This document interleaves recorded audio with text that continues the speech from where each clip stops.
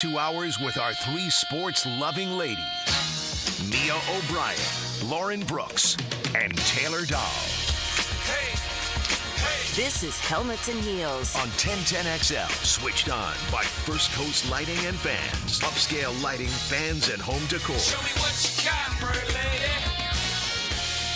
A feel-good Friday it is here on Helmets and Heels. Lauren Brooks truly feeling good. She doesn't have to work today. She's out scalloping. Mia O'Brien, Taylor Dahl, RJ Saunders. We are with you until 2 p.m. Lauren will be back on Monday. And Taylor, it's safe to say, and I've mentioned this to multiple employees, our interns, our friends of 1010XL today. Mm-hmm. Today is truly the last day before the madness. Oh, yeah. Football is here, and that's what you can feel it in the air. We get to the point where obviously next week we have SEC Media Days, ACC Media Days after that, and training camp. So it's a go. And this is that time of year when we had our meeting on Monday, Mia, and we're like, this is the last week of just like Please enjoy this. a little Please. calmness. Stop asking me for more work to do because in a few weeks coming, there's going to be too much work to do. Yeah, but this is that time of year where it starts getting really exciting, and there's other things that they've kind of filled these gaps with obviously the Giants and their off-season Hard Knocks, and the Receivers that has come out, the Netflix series Receivers that has come out. So they're filling this last week just to get everybody a little extra amped up for football, I feel like. And then obviously the ESPYs last night too. So I think that, we are a full go once Monday hits. Yeah, let's actually kind of begin with some of that programming you noted, Taylor, because we haven't really gotten a chance to talk about the Hard Knocks with the New York Giants, the offseason.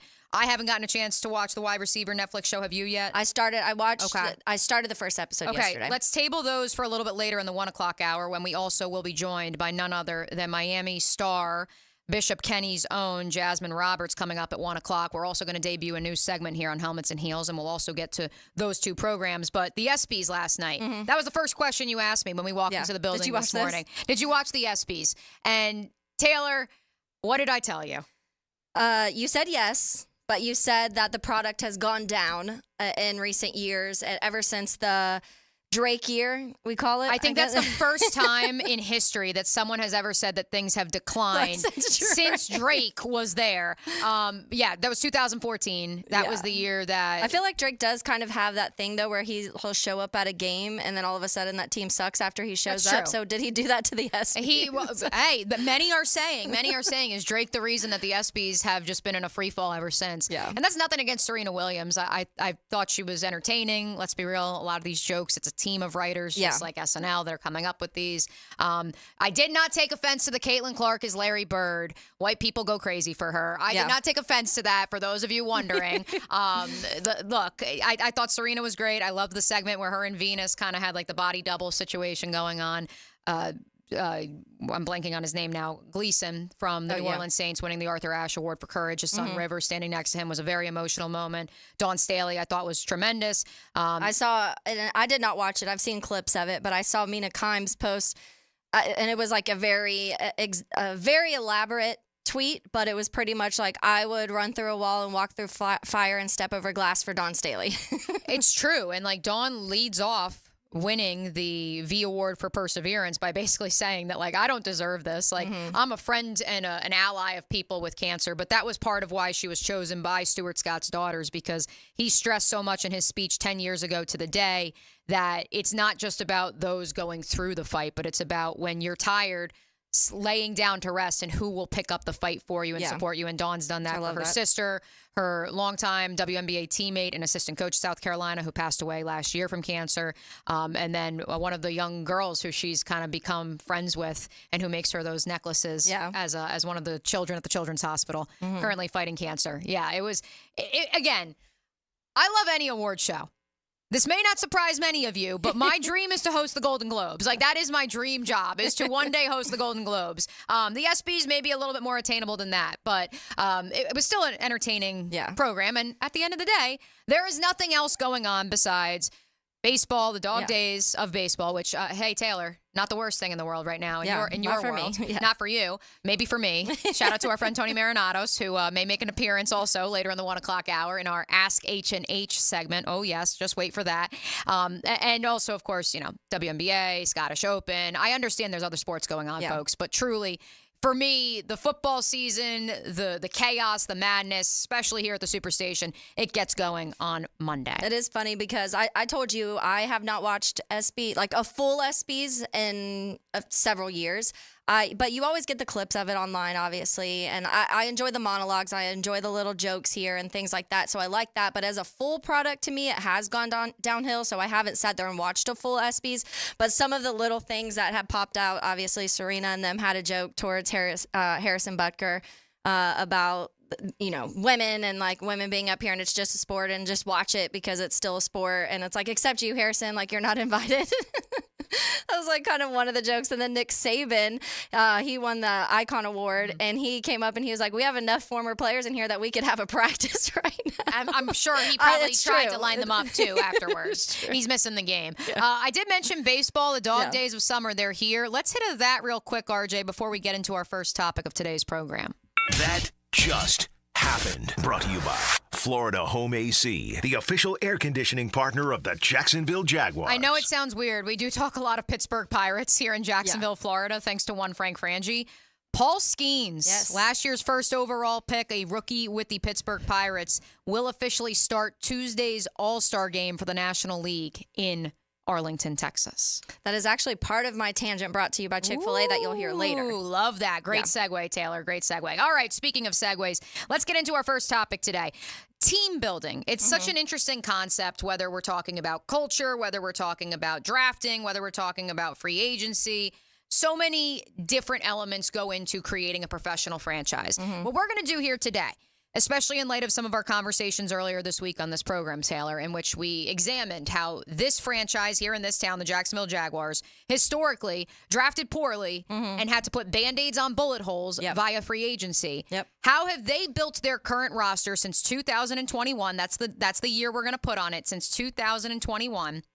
How have their three rivals in the AFC South built their lineup, their depth chart here as we enter the 2024 season? So without further ado, let's get right into it. Yeah, I think it's a fascinating conversation because we just heard comments from Shad Khan recently about how they need to start relying so heavily on free agency, and some of these draft picks that they have need to be developed, need to get these second contracts. And now we see a Josh Allen and a Trevor Lawrence contract come, and some more will be coming up with a Travis Etienne, and you're very close to having conversations with some of these others. But when you go around the league in general, and we've talked about how the Kansas City Chiefs have built, and we've talked about how the Eagles have built, and we've talked about how Buffalo have built, because those are the teams that we see year in and year out recently being in the conversation of being competitive. But we are now to the point where the AFC South is talked about being potentially one of the better divisions in the NFL. The AFC in general, obviously, is the better conference. So when you are in the AFC and you have to go through some of these opponents that you have to go through, some of these quarterbacks that you have to go through, that the NFC doesn't really quite have to worry about unless they get to the Super Bowl,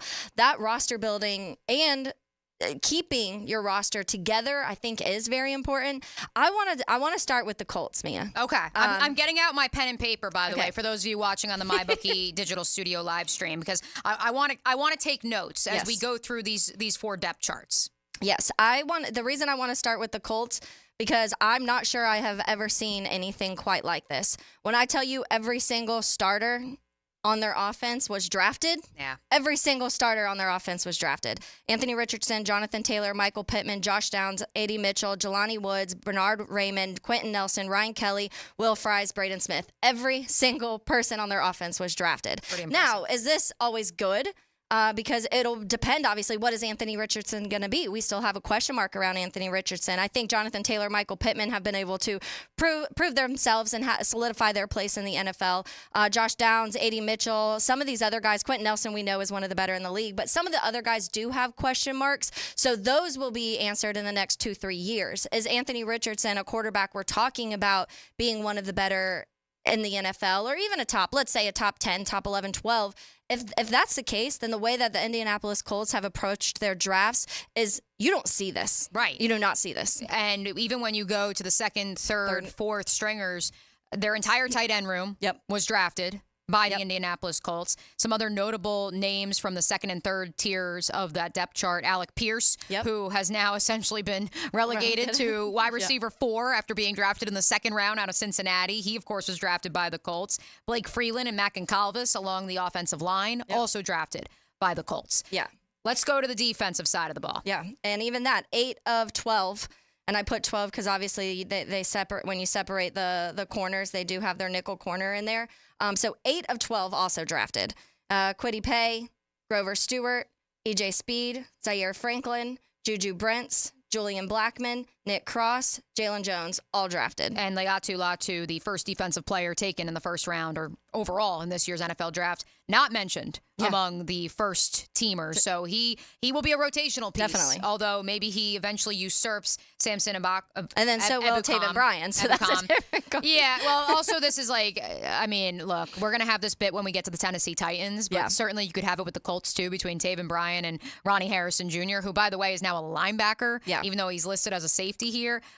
Islands of former Jaguar misfit toys. Yeah, there's several on that. And I think that, to me, so when you look at this, that is showing that 20 of your starting 24, I guess it is looking like, they've drafted. They've been able to find in the draft. And like I said, there are still some questions of whether they've developed and these guys are complete, because some of these guys for sure are starting on other rosters, are the pieces of the future. There are still some questions with some of the other. But what you notice with Indy, and that's why it's so fascinating to me, because I do think that the successful teams have a combination of finding players, drafting players, developing players, but then also hitting on some of those free agents that can kind of bring in the veteran leadership. And I'm not quite sure Colts have mastered that side of it, at least this regime of Colts, but they've definitely mastered the draft. I also think it's interesting because of the 4 players on the defensive side of the ball who were free agents or did not begin their career with the Indianapolis Colts. The biggest name, of course, is DeForest Buckner, which was a marquee trade free agent signing. But players like Samson Ebukam, I'm always going to butcher that one. Ebukam, players like Grover Stewart. Those are guys where if you talk to people around the league, they're regarded as key glue guys, underrated players at their position, and the Colts essentially got them on the cheap through free agency, although, I mean, for the going price of a defensive lineman. All right, let's go to where we want to go next, Taylor, in the wide world of the AFC Let's go South. to Tennessee. Okay, let's go to Tennessee. Maybe not quite the island of former Jaguar misfit toys that is the Carolina Panthers. However, as you and I talked about this morning, they may end up finishing last in the division, or at least they're projected to. They are first team, however, when it comes to getting former massive names. First team, all household names. Yeah, and when you look at the Titans, I posted a meme earlier on my Twitter that I saw that really made me laugh, because it was like the Tennessee Titans really are just like the retirement home of the NFL right They now. are. I mean, and look, we don't know what Jamal Adams could still be if he has anything left in the tank, but between Randy Moss many moons ago to Julio Jones more recently to DeAndre Hopkins last year, now you got Jamal Adams. It's more than a bit at this point. Yeah, and I think that this is, the teams do this. The Jags were there. Teams, when they're going through that building trying to figure it out, this is what you do. Like you said, you kind of put Band-Aids over holes just to try to get you through a year or two, and then you are able to focus a little bit more on the draft when you have some of your foundational pieces in. Obviously, the biggest foundational piece is your quarterback. Once you have your quarterback, you can really start building around him. Now, their question with Will Levis is going to be the big thing. Did they find their quarterback? If that's the case, then this is the start of them building something. If it's not, they're going to be starting all over in a year or two. And so that's the interesting thing. But when you look at, let's just say their offensive line, 3 of their 5, they were drafted. J.C. Latham, Skoronski, and Dylan Redun's all drafted. And then they obviously went out and got Cushberry and then Daniel Brunskill. So their line, for the most part, they've been able to find talent offensive line-wise. And the backups as well. And the backups, Jalen Duncan, Nicholas Petit-Ferrer out of Ohio State. Yeah, I mean, it's not, again, ironically, it is not first team all household name. Yeah. But at the same time, yes, three of the 5, they were drafted. And the hope is, of course, by bringing in Bill Callahan, they will finally be developed. Yes. And then so when you look at the other part of the offense, when you're looking at the weapons and the quarterback, only 2 of those 6 were drafted. Will Levis and how do you say his? I always forget. Chigakonkwo. Yeah, Chigakonkwo. Chigakonkwo out of Maryland. those I'm glad two you were had 5, by the way. I'm like, I hope my count is the same as Taylor's. Yeah. I'm like, yes, it's 5. Yes. Five players on the Titans offense were drafted by the Titans. Yes.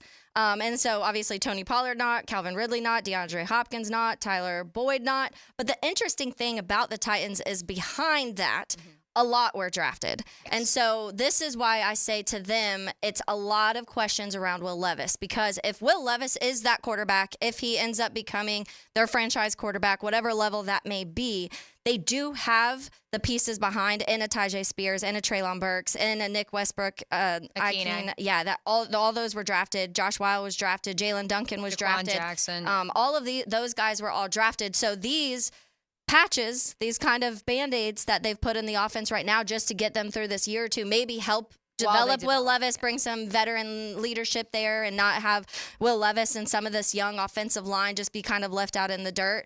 This gives those guys behind them a year or two to develop. But to me, that means there's a lot of question marks there. That means they're not completely confident in the guys they've drafted. They need these veteran guys, and it will be interesting. It'll be interesting to watch. I'm big on Tony Pollard. I think that he's a really good running back, and so that'll be interesting on how they balance their run and pass this year, especially with the weapons they brought in with Ridley, Hopkins, and Boyd.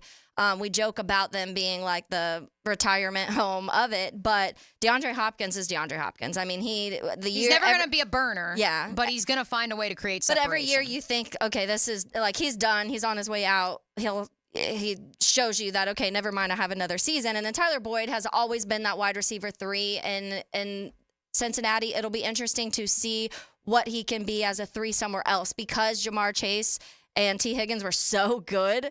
What does Tyler Boyd look on an offense that doesn't have them? And what does he have left in the tank? Yes. Sidebar, had no idea Mason Rudolph was in Tennessee. Also had no idea he had supplanted Malik Willis as the backup quarterback. I remember because they traded for Mason Rudolph they paid Mason Rudolph over Justin Fields. And I remember it was like a big thing because everyone was like, that's an interesting kind of conversation. You want your backup to play a similar side of that. Starter, yeah, and that's definitely more Will Levis. But yeah, then when you look at the defensive side of the ball, 7 of their 12 were drafted. T'Vondre Sweat, Jeffrey Simmons, Harold Landry, Jack Gibbons, Amani Hooker, Elijah Molden, and Roger McCreary, all drafted. Other free agents, Sebastian Joseph Day, Kenneth Murray, Arden Key, and L'Jarius Sneed. The obvious one there is the defensive front. Yeah. And that has been, and for those of you who subscribe to the school of thought that I know Leon Searcy has preached, and he was preaching it yesterday on XL Primetime, that you need to be focused on drafting and building in the trenches. Yep. Those other positions, you can get to them when you get to them, but if you don't draft and build within the trenches, what are you doing? You need to build from the inside to the outside. And they lucked into. Yeah. Not lucked into, but the fact that Jeffrey Simmons was there, the fact that Harold Landry hit. Sweat fell a little bit. The fact that, this is a defensive line that they invested a lot of resources into over the past 10 plus years, especially once Mike Vrabel arrived in 2018. The T'Vondre Sweat question is going to be a question until week 1, September 8th. Mm-hmm. It's that simple, because I've seen from our friends at 104.5 The Zone and those who cover the Tennessee Titans up in Nashville, there have been questions of, will he be on a pitch count? He barely showed face during the offseason program. Can they trust this guy who, because there were quote-unquote character question marks after the DUI, but even before that, because he admitted he was partying a little too much at UT down in Austin, will he be available for you? Or, heaven forbid, you fall in the same trap as the Jacksonville Jaguars in the 2010s, where you have Treylon Burks, who by all accounts looks like a bust at this point, 3 years ago, the same year you traded A.J. Brown away, and now 3 years later you have another bust. Yeah. That is the scenario as we go through this team building exercise you cannot land in. And the Tennessee Titans, I understand T'Vondre Sweat was a second-round pick. Yeah. Pretty confident their first-round pick, Latham, I mean, he at the very least is going to be available because he was available during his time in Alabama. Yeah. But at the same time, if you were to miss on Sweat and if Latham is merely a starter, he's not a star, that's where, again, you start falling into that trap that this team that in this you've town missed. found themselves in for so long. Yeah, and when you look at, you talk about building from the trenches and on both sides, because like I said, 3 of their 5 offensive linemen they had drafted, and then when you look at their defense, more than half, 3 of the 4 they drafted. So they definitely have put in their draft capital and making sure their trenches are built and building from the inside out. But like you said, there are question marks. I think that the Devondre Sweat conversation will be very interesting because it was the same almost like the Jalen Carter conversation. And granted, Jalen Carter went really high, so that's a whole other level. And he played well. I mean, he's but a there was a lot of piece because of the nature of that defense, but yes. There was a lot of concerns about, obviously, the accident that happened before, but even pre that, there was some things going on with Jalen Carter that people didn't quite know if like his personality and if the off the field stuff would mesh in. Exact thing with camp last year. There were some issues in camp last year with Jalen Carter, and people were like, okay, this is exactly why people don't trust Jalen Carter. And then he had the season he had. So does Devondre Sweat have that? Or is he one of the ones where we're looking at as a bust? And this is, like you said, I think we'll know pretty quickly into the season which Sweat we're getting. I think that part of it, him being vocal of being like, I screwed up and I know how I screwed up and where I screwed up is a big step, because some kids will just be like, well, I was in college, like I was having fun, whatever. He admitted he was having some issues beyond like what took him off the football field. George Kittle once upon a time was having fun in college, and then he buckled down, and last I checked, he's a pretty darn good tight end. And I can tell you from inside sources, yes, he was partying, but he buckled down those last 2 years at Iowa. Yeah. Speaking of bus, so I actually misspoke. So that was 22 that Treylon Burks was selected 18th overall, and A.J. Brown was sent away from Tennessee to Philadelphia. How wild. Caleb Farley was their first-round pick in 21.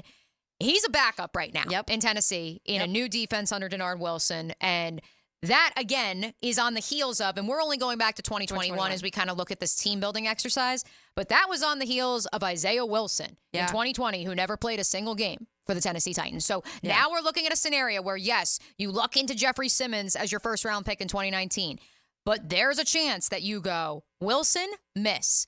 Farley, miss. Burks, possibly a miss. Yeah. And to go 0 for 3 in a 3-year stretch is, again, something that, unfortunately, this town is very familiar with. But as you're trying to build a team long term, you just cannot have that. Well, and when you relate that to the Jags, there could be people out there saying the same conversation of you lucked into Trevor Lawrence because the Jets ended up winning a couple games toward the season, and then you sucked so bad that you ended up getting. And some may say still to this day, which I know a lot of people do. I heard somebody on Primetime a day or two ago say the comment of he does think that the Jags messed up on taking Trayvon over Aiden Hutchinson. So some people may say you lucked into Trevor Lawrence, then you had another first pick and screwed that one up. And at the very least, he's playing, though. Yes. Because those first... Well, I'm just saying, and I'm saying national perspective or outside team, because we're looking at their teams and saying that too, but they're probably saying, we drafted right getting Jeffrey Simmons. It's not lucked into. We got a guy that we had been on our board. So there's these conversations when you look at other teams and how they built. We know the conversations here well of what is talked about pre-draft process and what kind of went on after. And so that's what's so interesting about these. When I was looking at some of these rosters, I was like, man, this is wild how each one was built so differently. We are looking at how they were built, the 4 teams in the AFC South. For the tally, for those of you keeping score at home, again, the Colts with 20 of their 23 starters being homegrown. The Tennessee Titans, 12 of their 23 starters. We'll get to the Jags and the Houston Texans a little bit later in the program. We have to take a quick timeout right now, but on the other side, we're going to kick it over to the college football ranks. We're going to head down to the Big O. Our Knights, it's time. Darren Stoltzfus of Wesh TV going to join us fresh off the plane from Las Vegas and Big 12 Media Days. Hey, before we let you go and head into this first time out, don't forget, number one, it's a Feel Good Friday. So send us your whatever is making you feel good on this Friday at 641-1010. We also are doing a new program on social media. If you have any question for Taylor, myself, Lauren's not here today, but Lauren down the line, hashtag AskH&H. Send a tweet, or you can send it on the text line. It can be Jaguars related, football related, ice cream, Broadway shows, whatever you want to talk about. Send it to us using the hashtag AskH&H. We will be right back with Darren Stoltzfus on the other side of this timeout on Helmets and Heels. It's a Sunshine Turf Friday. The highest quality artificial turf at affordable prices. Visit sunshineturf.info today, where beating and banging is no harm, no foul. Beats and bangs his way to turn 20. This Sunday at Pocono Raceway. Brought to you by the Plumbers and Pipefitters Local Union 234. From Jacksonville's NASCAR station, 1010XL. Let's fire up the flavor and ignite those appetites. Let's slow down and smell the barbecue. Because all your favorites are smoked for hours and ready for eating when you are. From our famous ribs to slow smoked pork. Enjoy some perfection by the plateful, safely in our dining room or in the comfort of your home. With curbside pickup, drive-through, and delivery. Sonny's Barbecue. Local pitmasters since '68. 15,000 workers. I'm Brian Rose from Remedy Staffing. We survey 15,000 blue-collar workers each year to better understand what drives quality and dependability in our workforce. The survey shows when looking for a new job, the initial pay rate, job security, and safety while working are the most important factors for hourly workers. If you're an employer and would like to learn more about the voice of the blue-collar worker, please call us at 904-528-1933. Did you know a metal roof from Prime Roofing will last 2 to 3 times longer than a shingle roof? If you want a better roof, think metal. Think Prime Roofing. Schedule your free estimate today at primeroofingfl.com. That's primeroofingfl.com. Clean air, cool air, both are extremely important. Trust Florida Home AC to deliver on both with their REME Halo, the next generation of air quality technology. Call 777-4300 for Florida Home AC and breathe clean and cool air. I've known Glenn Cohen for a long time as a friend and a lawyer. Persistent and fair, Glenn and his firm have represented clients from North Florida and South Georgia for over 40 years in all kinds of personal injury cases. If I had such a case, call Glenn at Barnes, Cohen, and Sullivan. Sometimes you agree with him, sometimes you don't. On the runway, I'm coming in hot. CBS Sports senior NFL writer Pete Prisco joins the Frangie Show Friday afternoons on 1010XL. Brought to you by Showtime Sports Cards and Collectibles. Right now, you may be running a little late, or feeling stressed, or overwhelmed, and you may be going a bit over the speed limit. So to help you relax, exhale. Ease up on the gas. You'll get there when you get there. Take a moment to just chill. This little break is brought to you by Target Zero and the Florida Department of Transportation. Time now for a medical recap. A health and wellness tip from Jaguars head team physician Dr. Kevin Kaplan. Your musculoskeletal system carries the body, meaning that it maintains the structure against gravity. If you want your joints to stay healthy and seek the simplest solution, the best answer is to lose weight. Don't forget that the more weight you put onto your joints, the more pressure and stress there is on your hips and knees. This translates to more pain if you're already having issues. Losing weight is the quickest way to alleviate joint pain and boost your joint health. Go Jags. The wait is over. Dell Technologies Black Friday and July deals are live. Check out incredible savings on select laptops and more, like the XPS 15, powered by Intel Core processors. The XPS 15 brings you the perfect balance of power and portability, plus stellar visuals and immersive sound. When you shop online at Dell.com/deals, you'll have access to exceptional tech and electronics, plus free shipping on everything. Don't miss out on Black Friday and July savings at Dell.com/deals. That's Dell.com/deals. Mia here, and we've all been there before. A weekend trip to the casino? Canceled because real life came calling. MyBookie's new and improved online casino is here to change the game. Dive into a truly realistic casino experience featuring the latest in slots, progressive jackpots, and live dealer action, all from the comfort of your own home. The live casino is so easy to use. Just go to MyBookie and click Live Casino at the top. You'll find live dealers ready to deal or spin just like you're at the casino. The MyBookie Casino provides a Las Vegas experience when the action's in the palm of your hands and you don't even need to wear pants. Start at MyBookie today with a generous sign-up bonus using promo code 1010XL. A revamped loyalty program ensures a host of exclusive VIP perks. Sign up and hit the casino with promo code 1010XL. The more you play, the more you win, only with MyBookie. At Hodges Mazda, what Mazda moves you? Find out. Take advantage of 0% APR on our versatile lineup of 2024 Mazda crossover SUVs. Lauren Brooks here. Choose from the off-road ready 2024 Mazda CX-50, the stylish 2024 Mazda CX-30, or the tailored for you Mazda CX-5. With 0% APR for 36 months, you'll find your perfect CUV. Our professional non-commissioned sales team always puts your best interests first, and you'll get 2 years free maintenance as well. Visit Hodges Mazda today or shop online at hodgesmazda.com. See dealer for details. Terms and fees for qualified applicants expires July 31st, 2024.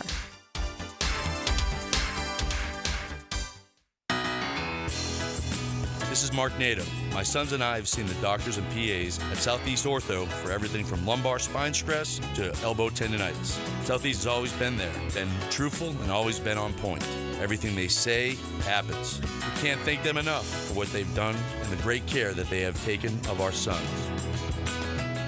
Relieve pain and get back to life. SOS. Southeast Orthopedic Specialists. Parents, it's football time. The Mandarin Athletic Association is accepting applications for the 2024 Pop Warner football and cheerleading season.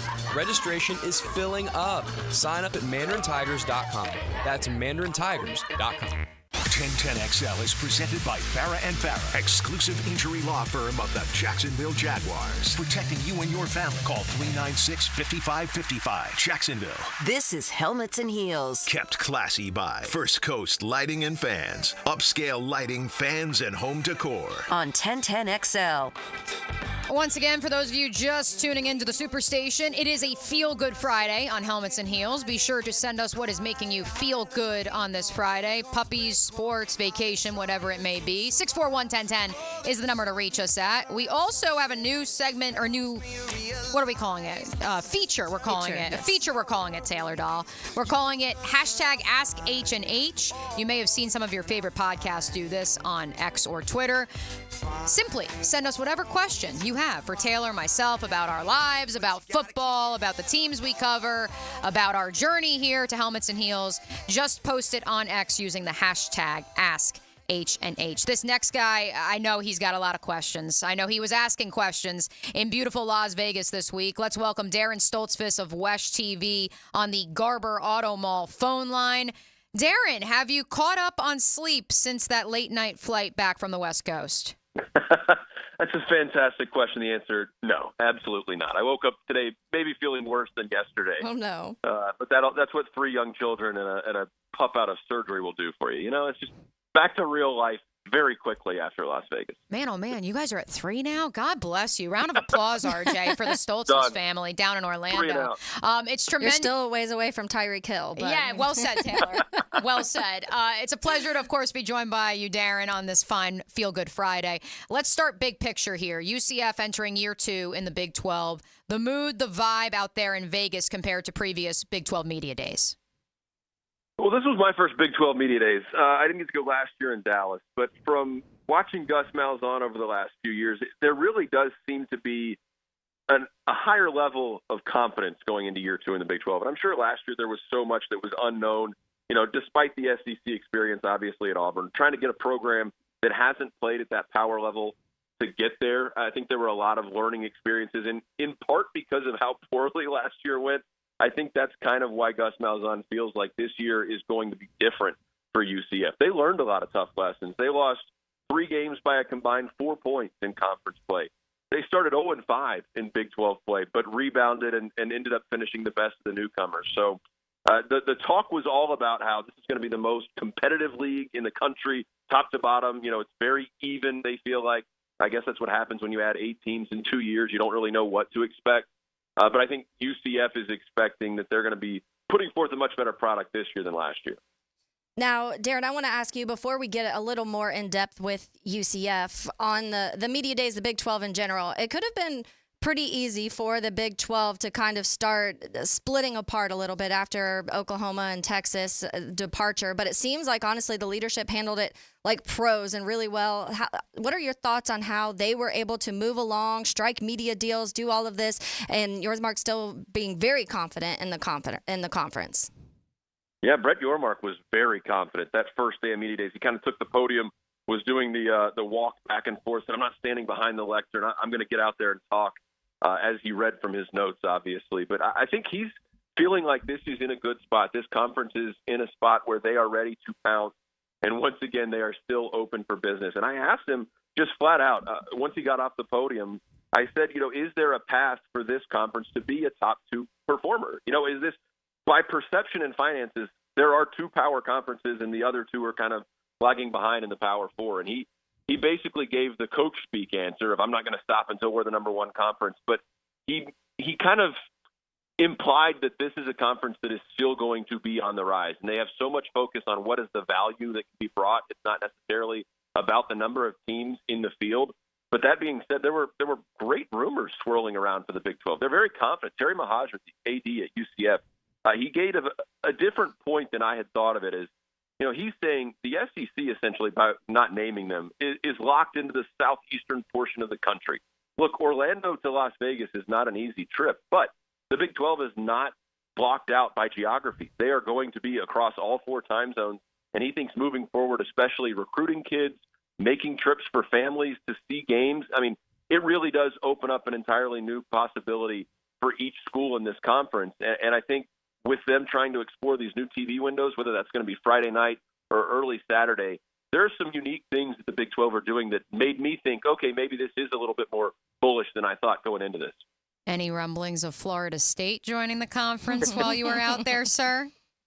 Just from Ross Dellinger on Twitter. No, but I think that would be what would be interesting is what happens if they can strike a deal with Florida State and Clemson or NC State and Virginia or North Carolina, whoever. If they can pull in a branch of the ACC, obviously that's going to kind of really make things difficult for the ACC to survive, at least as we know it. But at the same time, do you really want to kill off the conference below you in the Power 4? It's nice to not be the last place team. So it'll be interesting to see what happens. But it would shock me if Florida State and Clemson somehow do end up in this league. And I think that would really strengthen this whole all-state conference that they're going for. And if the private equity interest that they had, that kind of was a play on that too. I'm really rooting for it to be called the Chick-fil-A 12, quite frankly, Darren, with 20 teams. 12-pack. I'm good with 12-pack. I am going to ask you about the Pack 2 a little bit later, but let's get to the Knights. Darren Stoltzfus joining us on the make sure we're saying our new sponsor's name right, the Garber Auto Mall phone line. And thank you to Darren for taking the time with us to talk about both the Big 12 Media Days as well as the UCF Knights. Darren, I felt like I was having deja vu. I saw you posted on X your interview with KJ Jefferson. I interviewed him literally a year ago next week at SEC Media Days as he was the quarterback of Arkansas at the time. Now he is the quarterback of the UCF Knights, was invited to Media Days in his first year down in the Big O. What can we expect from KJ and hopefully what will be a bounce back year for Gus Malzahn and also for KJ? Well, one of the things that they both talk about is his experience. He's one of the most experienced quarterbacks in the country. And obviously things didn't go exactly as he had hoped, down at Arkansas. But I think in this offense, Gus made it pretty clear he's going to have more of his fingerprints on things. Last year, he tried to take a little bit of a step back and be more of a CEO head coach. I don't know that worked. And I don't know that he was able to actually separate himself from that. But I think this year, you have a new offensive coordinator, or how many offensive coordinators they have. It's quite an interesting construction of staff here. But I think KJ has really stepped in and become the guy that they hoped he would be. He's the leader of the offense. Even at Media Day, guys are looking to kind of go off what he's doing. He is the leader of that offensive side of the ball. And the defense was, we had some funny interactions between him and Lee Hunter as well. But I think he's going to be, if he can stay durable, what the Knights needed last year from John Rice Plumlee that they weren't able to get because he wasn't physically able to play all 12 games, 13 games.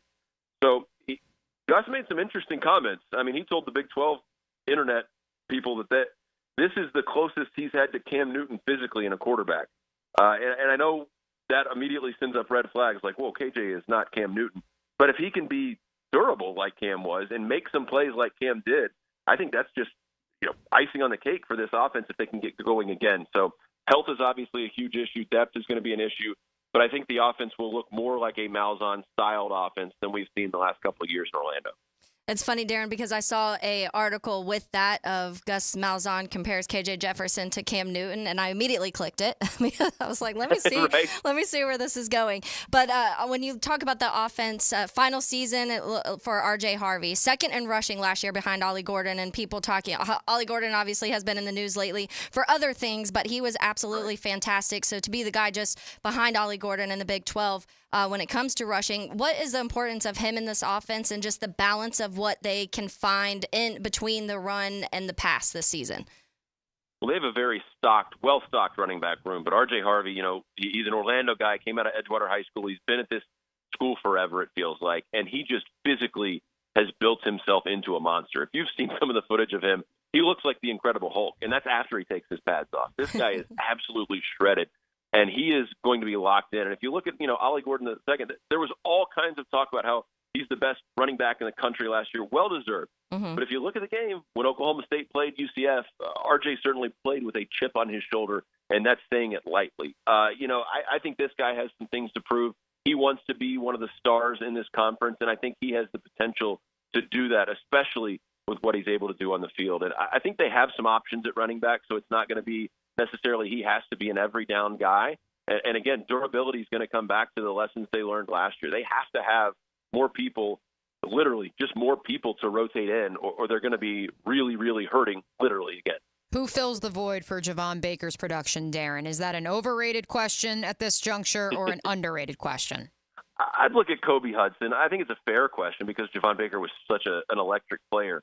But Kobe Hudson, he had a really good year last year. I think he's going to be the one that steps up as that number one receiver. But again, it's so hard in college football now. Even Gus Malzahn said it. How are we projecting what these guys are going to do when we have 20, 30, 40 new players on each team that are here? And we have 4 new teams in this league from 4 new teams that were added last year. So I think maybe the biggest question mark in the country is what's the Big 12 going to look like? 2 of the top 3 teams are gone from last year. Texas and Oklahoma, obviously, in the SEC. But Kobe Hudson, I think, is the guy for UCF to step up. But again, on a bigger picture, there's just so many unknowns that I think this is going to be a really fun conference to watch.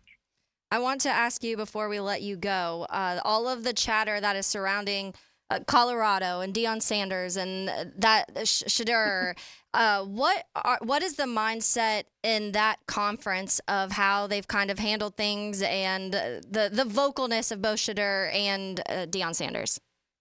Well, I'll tell you, publicly facing, everybody is being very complimentary towards Deion, or excuse me, Coach Prime. And I think Gus Malzahn even made a point of Deion kind of gave him a shout out in his press conference, and then someone asked Gus about it, and he said, yeah, we've known him for a while, recruited Shadur. So I think there are coaches who really do appreciate what he's bringing to this conference in the sense that he's getting eyeballs. Regardless of what Colorado's record was last year, people were watching and watching consistently. That's going to carry over to the Big 12. And I think it's exciting. You look at UCF's schedule, and they meet Colorado, I believe it's their 4th game, and they could be setting themselves up. That's the game right before they go to Florida. So you're going to have people watching you before you head to the Swamp. And they're in a spot where, look, Colorado was not great last year. Shadur made the comment, this is everybody's Super Bowl. Well, 8 teams beat them last year. But there's still some truth in that statement because everybody wants a shot at Deion Sanders and everybody wants a shot at that program that seems to have so much swagger. So I think publicly facing, everyone's appreciative. They understand what he's doing for the conference. He's raising the eyeballs. He's getting attention. But you have to think at some level these guys are like, really? Come on. They want a shot at him. And that's where that Super Bowl kind of rings true. And the UCF Knights will host Deion and company, or Coach Prime, excuse me, on September 28th, week 4 of their college football season. Darren, last question for you. What entertained you more out there in Vegas at Big 12 Media Days this week? The mask card that was distributed in honor of the Pop-Tart mascot from the Pop-Tart Bowl, or the Pac-2's impromptu cocktail hour media day? With my heart, it is absolutely strawberry. Rest in peace. We will see the second part of that pack, because 2 in a pack, as the Pop-Tarts Bowl told us. But I think what the Pac-2 was able to do and just kind of garner some attention, the authenticity that rang through when the commissioner opens up by basically saying, yeah, it's open bar, because if anybody deserves to drink, it's the Pac-12. I think they were able to not bring out the knives and go after everybody, but just kind of say, look, there are some ramifications here. We just were left behind, and that's not a good feeling. So I love the fact that they were able to embrace that and say that. And look, they've got all that Pac-12 money. They got to spend it somehow. They should have brought every player from both those teams and just said, hey, have at it. Here's $1,000. Go to the craps table. Have some fun. Like, just have some fun with it. And I think it's reminiscent of what happened with the Southwest Conference a little bit with Rice and Houston and, those guys being left behind. But it's going to be so interesting to me to see, are they going to be able to cling on to that Power 4 level? Is somebody going to find a way to make it work, or is geography actually going to come into play at some point and they're going to say, no. But yeah, I'll have to go with the mascot sitting in a whatever that jacket was, chest open, hanging out. What a night! What a way to impress upon the world. The Pac-2 is still here, and as a proud CW affiliate, I would have to say, yes, the Pac-2 is still alive. What happens in Vegas stays in Vegas, except for pride for the Pac-2. You can find him on X at Darren Stoltzfus. Thank you so much for joining us on the Garber Auto Mall phone line, my friend. We will do it again come football season for the Knights. Sounds wonderful. Thank you. And, of course, Darren is the sports director at West TV down in Orlando. Let's take a quick break. Something is bugging Taylor. I'm very excited to hear what it is. We got a little bit of a tease. It has something to do with Paul Skeens. You're going to want to stick around. This is Helmets and Heels on 1010XL and 92.5 FM. It's a Helmets and Heels Sunshine Turf Friday. Turn your afternoon into an adventure with Hayes Carline. Who am I kidding? I'm not some adventurer. Weekdays on The Franchi Show. I'm not actually brave. On 1010XL. You're cuter than I thought. What's a backflow preventer? In layman's terms, it's a device that stops water from flowing backward in your pipes, which is required to keep drinking water safe and free of any contamination. Here at Duck Duck Rooter, we offer everything you need to keep your water backflow prevention device up to date. From installation to routine testing, Duck Duck Rooter will make sure your drinking water is clean and safe from contamination. Contact us today to schedule your backflow testing, repair, or installation. 904-862-6769 or online at duckduckrooter.com. Hey Jacksonville, Taylor Dahl here of Helmets and Heels. Are you looking for an easy way to feed your friends and family this summer? Let your local Chick-fil-A restaurant cater your next gathering. Choose from a variety of trays, including Chick-fil-A nugget trays, mac and cheese, and of course, gallons of Chick-fil-A tea and lemonade, perfect for a get-together of any size. Place an order through the Chick-fil-A app, online, or by calling ahead and pick it up at your local Chick-fil-A, or get it delivered directly to your door. Enjoy more of the summer season with your loved ones when you take cooking off your plate with Chick-fil-A. See restaurant for details.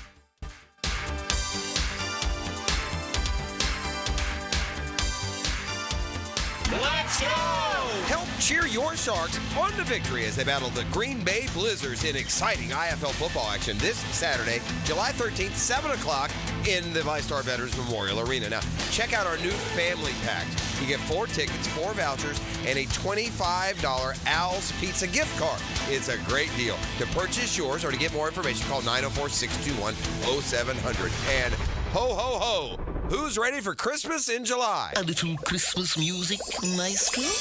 Whether you're on the naughty or nice list, come out and support your Sharks. You never know, you might get a chance to say hi to Santa. It's almost Christmas. All we want for Christmas is a Sharks win. Check out our post-game autograph session and see if the players and dancers are asking for the same present as you. Let's go! Don't miss the fun and excitement of Sharks football this Saturday, July 13th. For tickets, go to jacksharks.com or call 621-0700. That's 904-621-0700. Let's go! Let's go! Attention sports fans, are you ready to take your game to the next level? Look no further than Best Bet. You can bet anywhere, but you'll definitely win here. Experience the thrill of sports like never before. With all the major games broadcasting live on our big screens and a menu stacked with your favorite foods and refreshing drinks, you're sure to find your winning ticket. Visit bestbetjacks.com to learn more. That's bestbetjacks.com. Bet anywhere, win here.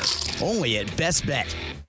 Hey folks, it's Jennifer Marion. Randy Marion Cadillac is the pinnacle of luxury in the First Coast area. And guess what? We've got the all-new Cadillac Lyriq with $16,000 off MSRP. That's right. You pick the color and drive away today in ultimate style. Experience the future of driving with the Cadillac Lyriq. Electric, elegant, and exhilarating. Visit us online at RandyMarionCadillacofJacksonville.com or come see us on Southside Boulevard, Jacksonville. Don't miss out on this unbeatable deal. Plus tax tag title $8.99 admin fee and resistor. Tell them Jennifer sent ya. I'm Patrick Young, inviting you to the Florida SBDC's Network Small Business Success Summit, August 19th and 20th at the Sawgrass Marriott in Ponte Vedra. If you're ready to learn, network, and be inspired, I'll be delivering a keynote message you won't want to miss. Secure your spot today by registering at floridasbdc.org. Hey, there's no time to waste. Right now is the right time. I hope to see you at the Small Business Success Summit in August. This date in sports history is brought to you by Southeast Orthopedic Specialists. July 12, 1930, at the Men's U.S. Open, defending champion Bobby Jones wins record-tying fourth U.S. Open title, capturing his third consecutive major title. When the sun goes down, you might think a golf course shuts down, but not at the Golf Club of Southampton. Join the gang every Thursday night for trivia with Brooke and Jason, and everybody's favorite night, Friday night on the patio, featuring local musicians, food, and drink. It's all at the Golf Club of Southampton. Great golf. You've come to expect that. But don't forget, when night falls, the fun doesn't stop. Trivia every Thursday night in Southampton's live music patio session Fridays. Call 287-PLAY to make a tee time and the good time. Tired of changing out bad sod year after year? Get it done right with Roundtree Sod. Big or small, they have it, and always supplied farm fresh. For a lush, legendary green lawn, call 7414-SOD for a free estimate. 7414-SOD. I'm Jeff Middlecoff with Trustline Mortgage. My business partners Alan Tyre, Bill Pappas, and Ken Rimley have been helping first-time home buyers with their mortgage financing all over Florida for 34 years. First-time home buyers can get no or low down payments, anywhere from 0 to 3.5% down. As a first-time home buyer with Trustline Mortgage, you get added benefits for doing your loan with us, like lower rates on your mortgage insurance and lower closing costs. Oh, and did I forget to mention that Trustline gives first-time home buyers better mortgage interest rates? Here's the bottom line. Trustline Mortgage wants to help first-time home buyers accomplish your goal of home ownership. That's why Trustline Mortgage is offering the best first-time home buyer benefits around, period. Trustline Mortgage delivers with no and low down payments, lower closing costs, and better interest rates. Call Trustline Mortgage today at 381-LOAN. Yes, 381-LOAN to find out how we can help you buy your dream home. Or visit our website at trustlinemortgage.com. Trust your instincts and follow the line to Trustline Mortgage. Certain restrictions apply. See office for details. Trustline is an equal housing opportunity. MLS number 331480. 1010XL is presented by Farah and Farah, exclusive injury law firm of the Jacksonville Jaguars. Protecting you and your family. Call 396-5555. Jacksonville. Helmets and Heels is switched on by First Coast Lighting and Fans. Upscale lighting, fans, and home decor on 1010XL. It's time for Taylor Doll to air her grievances on this Feel Good Friday. We're feeling good, but something's keeping Taylor down. Now, Taylor's Tangent, served up by Chick-fil-A on 1010XL. This one, not so much keeping me down. Maybe a little bit for the people who are complaining about it. But as you mentioned at the top of the show, Paul Skeens gets the nod for an All-Star Game starting pitcher, as he should. Let's just as he should. Let's just go through some of what Paul Skeens' season has looked like. Capped off his first 2 months of baseball last night or yesterday, if you saw it, tossing 7 no-hit innings and a 1-0 win over the Brewers, who also, by the way, are one of the better teams in Major League Baseball right now, and the head of that division in the NL Central. Second time he has not allowed a hit in 6 innings or more. That puts him in very rare company, Mia. Nolan Ryan. Nolan Ryan's the only other person who has done that. And let's just some other numbers. Since his debut, batters are hitting just 157 against Skeens' fastball, despite him throwing the second most number of splitters in that time, with an average of 94.1 velocity, a full 1.4 miles per hour higher than any other pitcher in baseball. He's the only player in modern era to have multiple games with 6+ innings pitched and 0 hits allowed. Like I said, the only one before that was Nolan Ryan. 1.9 ERA Skeens has to this point as of yesterday's game. Skeens is the second player since at least 1906 to have multiple starts with 6 6 innings pitched, 0 hits, and 11 strikeouts. The other was Nolan Ryan, which he did that in his 6th season. By the way, Paul Skeens a year ago was getting drafted into Major League Baseball. He was beating the Gators. Beating the Gators in the College World Series. And then since 2000, just the 4th pitcher to pitch 50 or more innings and allow fewer than 15 runs and post a strikeout rate of 12 or higher through 11 starts. The other 4, Pedro Martinez, Shane Bieber, and Jacob deGrom. Shane Bieber just kind of got thrown in there. We'll just say Jacob deGrom and 11th hour. Pedro Martinez. Insane. If people are complaining about this, please just go watch Paul Skeens pitch, because I think that I know a lot of people, maybe it's more so because they want guys who have been doing it for a while to be that guy that's starting. In my opinion, this is the all-star game of this season. You want the guys that are pitching the best this season, and Paul Skeens has been absolutely fantastic. Not only that, but he's so much fun to watch. That sound you hear? That's Frank Frangie pumping his fists in the air, listening to Taylor Dahl from somewhere on Cape Cod while he's on vacation. Hey, a whole heck of a lot to do in the 1 o'clock hour. Seriously. It's a Feel Good Friday. Send us your feel-good stories, whatever is making you feel good. Again, we're doing a new feature on social media, #AskH&H. Any question, it's all on the table that you may have for Taylor or myself. We will get back to you both on Twitter, as well as answer some of those questions coming up at 1:30. But first, Miami Hurricanes star on the hardwood, Jasmine Roberts, the local product, going to join us on the Garber Auto Mall phone line. I promise. Get it. We literally got this sent to us at 10:35. Love you, Garber Auto Mall. We love Jazzy Jazz. She's going to join us next, coming up in the 1 o'clock hour of Helmets and Heels. Sunshine Turf Friday on Helmets and Heels. Now you can watch 1010XL shows all day on X, Facebook, and YouTube. Brought to you by MyBookie. Experience Vegas from the comfort of your phone anytime, anywhere. Sign up today. Use promo code 1010XL. As the countdown begins, it's good to know there is still one number you can always count on. 1010XL. What makes a Honda certified pre-owned vehicle so special? 182-point inspection, 24/7 roadside assistance, first-year free oil changes, and a 7-year, 100,000-mile warranty for carefree driving backed by American Honda. Visit your local Honda dealer today. You could win your share of over $450,000 in cash and prizes at the 5-star Greater Jacksonville Kingfish Tournament. The fun starts July 13th with the inaugural kickoff beach tournament with a $50,000 cash first prize. There's a junior offshore tournament and one for the lady anglers. Best of all, the general offshore tournament winner takes home a 28T contender with twin 200 Yamahas. Register today at kingfishtournament.com. The hottest trend in casual dining has expanded in Jacksonville with its 5th location off 103rd. The Flame Broiler serves up protein-packed rice bowls. It's fast, healthy, and affordable. Order online at flamebroilerusa.com or visit any of our 5 locations. Flame Broiler, simply healthy. The flagship station of the Jaguars. WJXL AM Jacksonville Beach. WJXL FM Jacksonville Beach.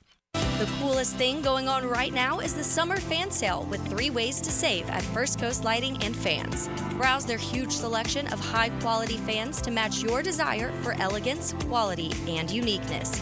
Buy 1 fan, save 10%. Buy 2, save 15%. Buy 3 or more and save 20% off summer pricing on all fans. Visit their showroom near the avenues while inventory is still available and discover the difference that locally owned expertise makes at First Coast Lighting and Fans.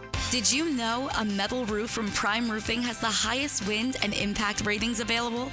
If you want a stronger roof, think metal. Think Prime Roofing.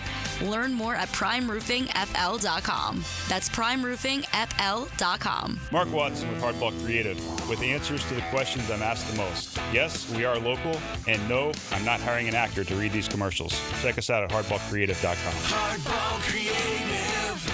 Hardball does it all. Right now, you may be running a little late, or feeling stressed, or overwhelmed, and you may be going a bit over the speed limit. So to help you relax, exhale.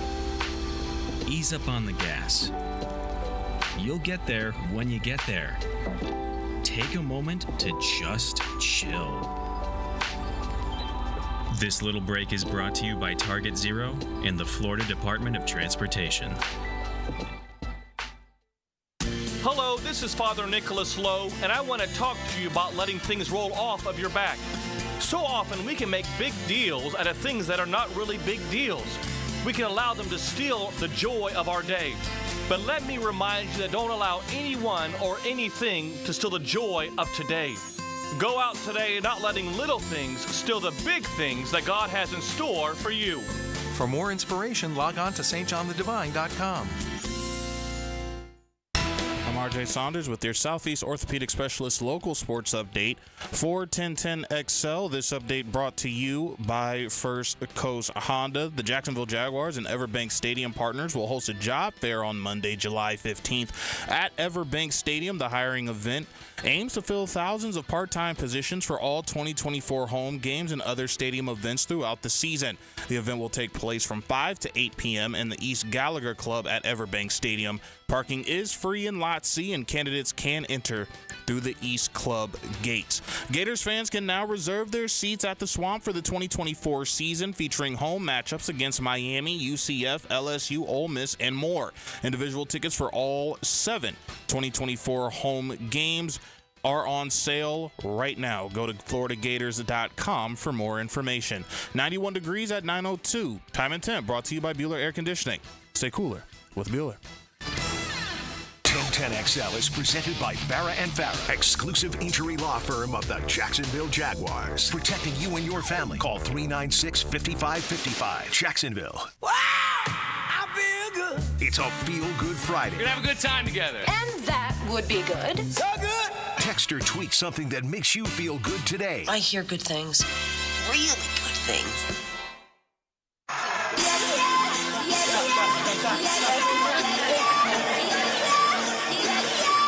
Cheers to the freaking weekend. Drink to that, yeah. Oh, let the dimmer sun sink in. Drink to that, yeah. Don't let the... I don't know about you, Taylor Doll.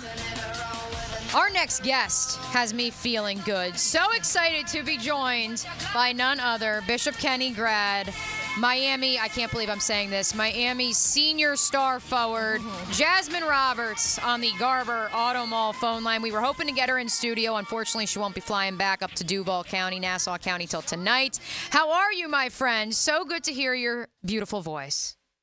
Hey, I'm good. How are you doing? I'm doing good, doing good. Still down there in Coral Gables. Know you guys are getting ready for the season ahead. It's going to be a wide-ranging conversation, Jazz. I know I told you when I spoke with you earlier this week. We're going to get to the Canes, both on the hardwood as well as on the gridiron. We're going to ask you a little bit about women's basketball at large. But let's begin with you. As you get ready for your senior year, from where you were 4 years ago, going into your final season at Bishop Kenny, of course, dealing with all the craziness of COVID and would there be a season, this, that, and the other, to where you are now, what are you most proud of? I would say I'm most proud of just, like, my resilience and just, like, my persistence to, you know, just keep going and pushing.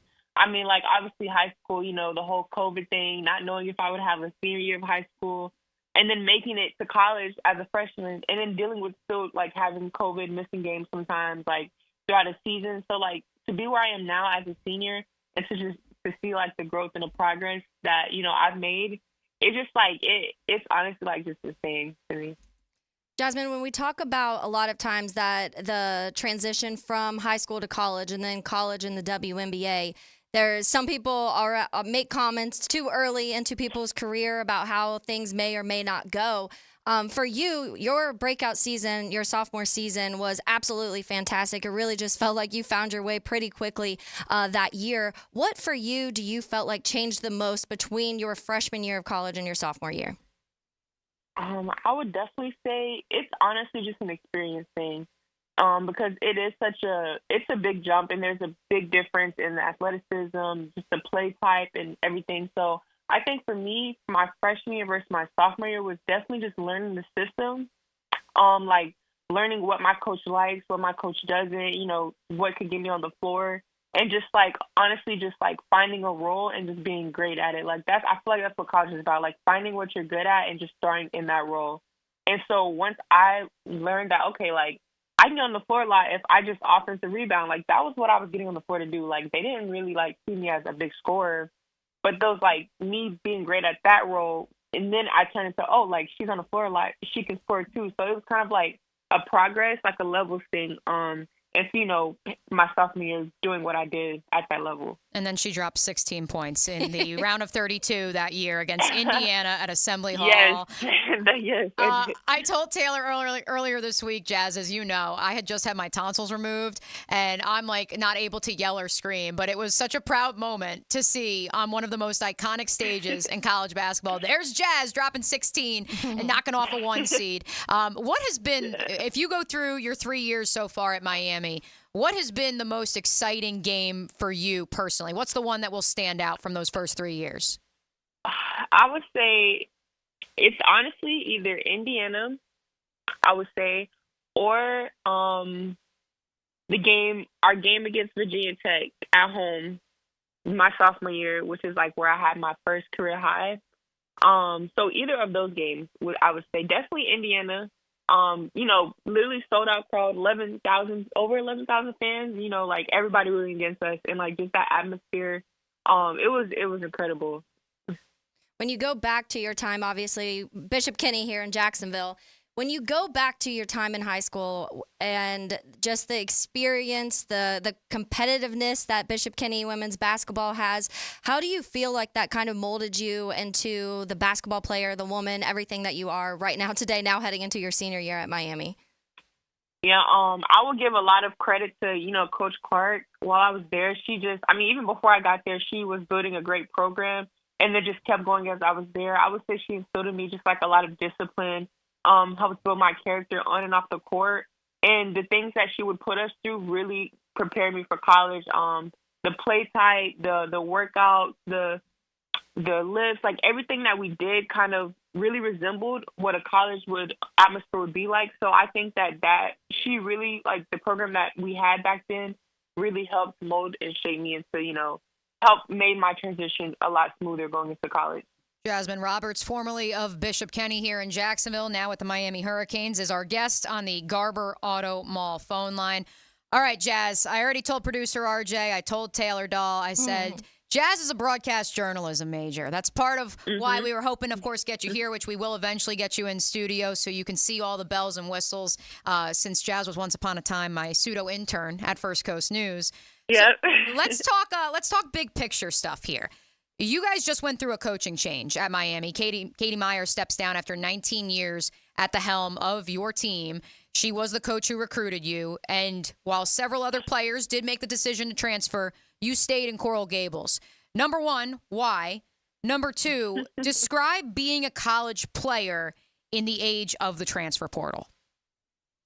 Ooh, okay. So I would say I stayed, honestly, just because the new coach came in and she, I was impressed by her. I can't even lie. Like, she told me, you know, what she stood for, what her values were, her coaching philosophy, like just things like that. And she just assured me that, you know, like she would allow me to be the player I wanted to be. Like, she wouldn't put me in a cage. Like, you know, you can still have your freedom. And so that was just like very reassuring to me. And me personally, after thinking about it, I didn't want to go through the whole transfer portal thing because, I mean, yeah, it works out for some people, but some people it doesn't. And my whole mindset was like, I mean, there's 1,000 girls in the transfer portal, so like, why can't we just recruit more people to come play at Miami? Like, it's easy, you know, easy as it sounds. Like, let's just recruit a team. And I didn't feel comfortable going to insert myself as a senior into someone else's team and someone else's system when like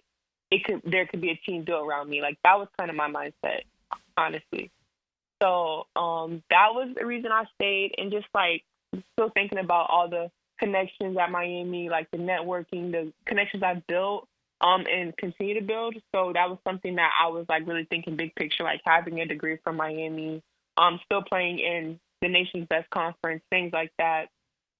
And then I would say the transfer portal these days, it's crazy. I mean, like, it's so different now. College honestly reminds me of the pros in a way, because it's like, it's so easy to just up and leave a team if you don't like it. Like, if you're not happy, you can leave.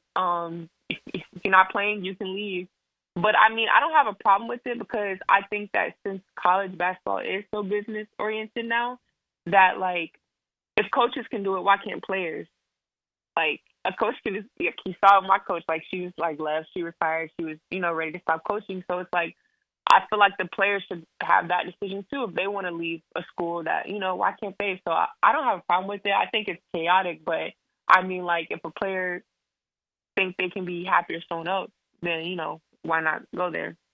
Yeah, honestly, I think, Jasmine, we've seen it work for both sides. We've seen it work for the player. We've seen it work for the team. So I think being able to, between the transfer portal and NIL, it's giving student athletes an opportunity that for a really long time they didn't have any say in really what they wanted to do. They didn't have the opportunity to make money.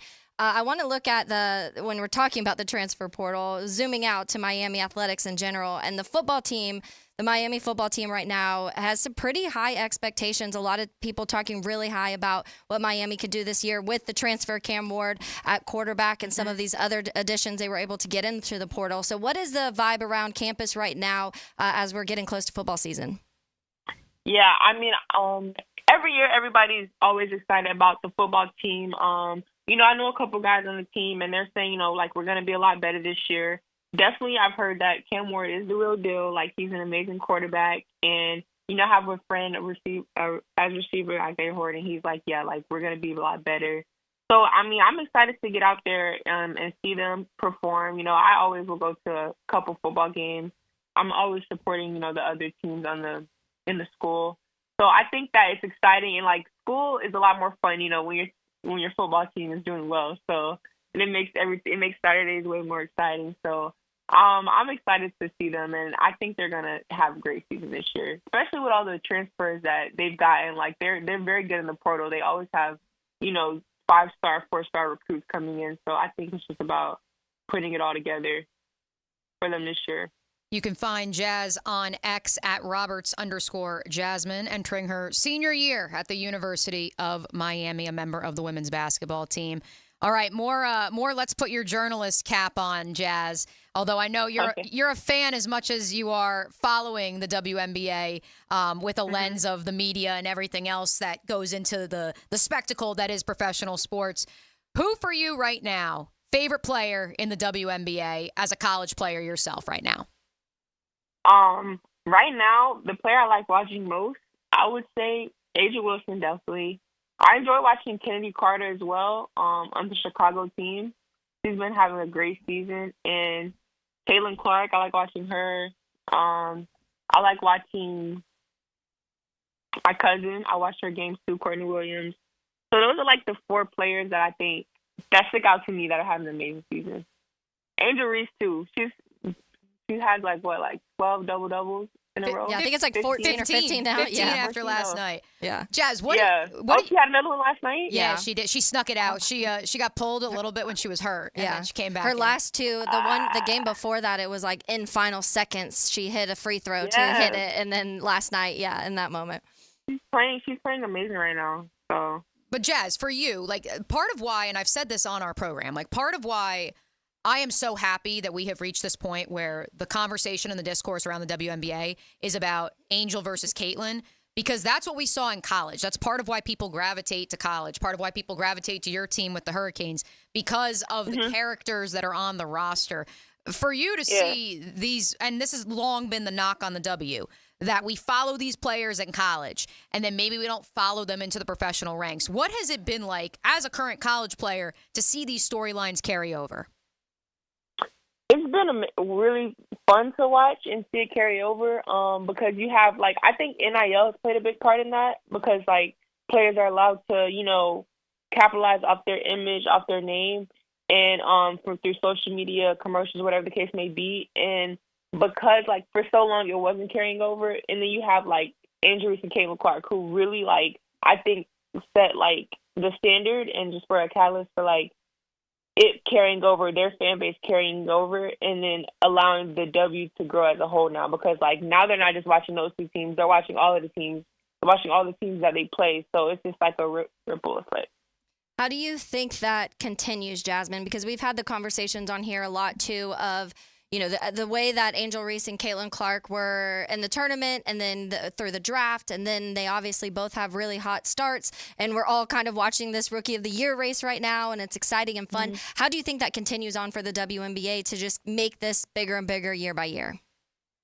I think the W, if they continue to market their players in the right way, that it will continue to grow because like there's gonna continue to be talent coming from the league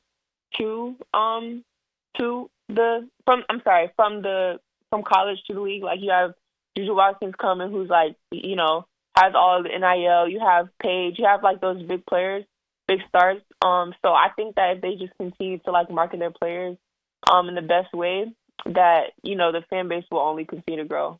And who knows? Maybe one Jasmine Roberts will be making that move and continuing that college to the WNBA pipeline and getting even more eyeballs on the game. Mm-hmm. Hey, we appreciate you, Big Dog. You are the best. Like I said off the top, I cannot believe you are entering your senior year at Miami. I know, it's crazy. It's wild. I'm like, I feel old. It's like I feel old, but it's also like at the same time, it's just crazy to think 2 years ago where you guys were able to take that team with that great group of 8 seniors and hopefully able to do some great things in the year to come as well. We will. Absolutely. And we'll be following up here, I should say, in Duval. Jasmine Roberts, thank you for joining us on the Garber Auto Mall phone line, my friend.